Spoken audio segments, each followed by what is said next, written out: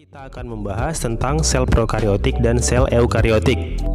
Sebelum masuk ke pembahasan, terlebih dahulu kita bahas apa itu sel.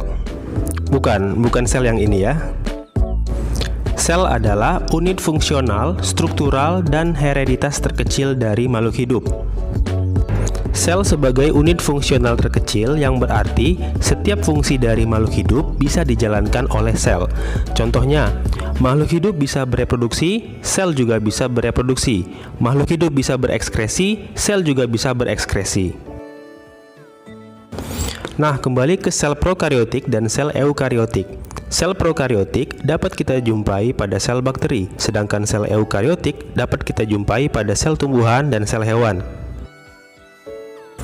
Sel prokariotik merupakan sel yang tidak memiliki membran inti serta tidak memiliki sistem endomembran seperti retikulum endoplasma dan badan Golgi.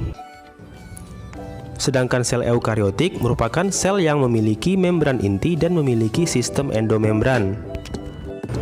Di sini perlu kita garis bawahi bahwa membran inti berbeda dengan membran sel. Membran inti adalah membran yang menyelubungi inti sel, sehingga isi dari nukleus atau inti sel tidak bercampur dengan sitoplasma. Nah, dikarenakan sel prokariotik tidak memiliki membran inti, isi nukleus dari sel prokariotik akan bercampur dengan materi yang ada di sitoplasma. Perbedaan selanjutnya antara sel prokariotik dan sel eukariotik ada pada sistem endomembran. Sistem endomembran merupakan suatu kumpulan organel sel yang membentuk sistem kesatuan yang saling mempengaruhi antar satu organel dengan organel sel yang lain. Secara umum, organel-organel sel yang termasuk ke dalam sistem endomembran mencakup membran inti, retikulum endoplasma, badan Golgi, lisosom, dan berbagai jenis vakuola. Untuk fungsi dari masing-masing organel akan kita bahas di video selanjutnya ya. Nah, berikut ini adalah tabel perbedaan antara sel prokariotik dan sel eukariotik.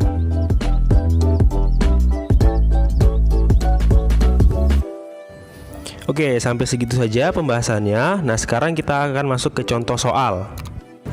Pernyataan yang benar mengenai perbedaan antara sel prokariotik dengan sel eukariotik adalah: A. Sel prokariotik dilindungi oleh dinding sel, sedangkan sel eukariotik tidak memiliki dinding sel.